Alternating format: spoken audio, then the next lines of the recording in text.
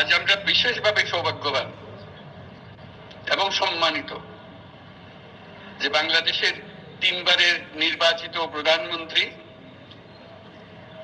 বীর মুক্তিযোদ্ধা শহীদ রাষ্ট্রপতি জিয়াউর রহমানের স্ত্রী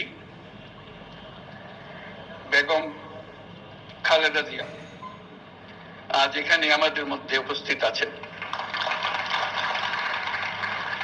এক যুগ ধরে তিনি এই মহাসম্মেলনীতে অংশগ্রহণ করার সুযোগ পান নাই। সুযোগ পেয়েছেন, আমরা সবাই আনন্দিত এবং গর্বিত যে আমরা এই সুযোগ দিতে পেরেছি আপনাকে। ছেদ টেনে তার হাস্যোজ্জ্বল উপস্থিতি এবারের অনুষ্ঠানকে দিয়েছে অন্য মাত্রা। উষ্ণ অভিবাদন জানান অন্তর্বর্তী সরকারের প্রধান উপদেষ্টা।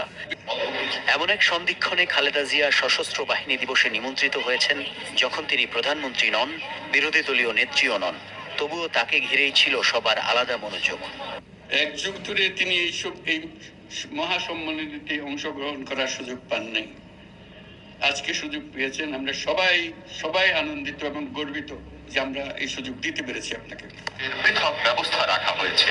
অন্তর্বর্তী সরকারের দেশ পরিচালনায় মাঠে সক্রিয় সহযোগীর ভূমিকায় বাংলাদেশ সেনাবাহিনী। দেশের ভিন্ন এক রাজনৈতিক বাস্তবতায় তাদের নিমন্ত্রণ